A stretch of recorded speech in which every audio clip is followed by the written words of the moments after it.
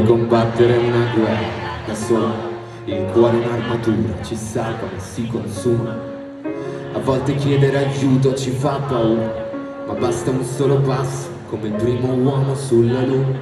Perché da fuori non si vede quante volte pianto, si nasce soli e si muore nel cuore di qualcun altro. Siamo angeli con un'ala soltanto, riusciremo a volare solo restando l'uno accanto all'altro. Camminerò a un passo da te e fermeremo il vento come dentro gli uragani. Supereremo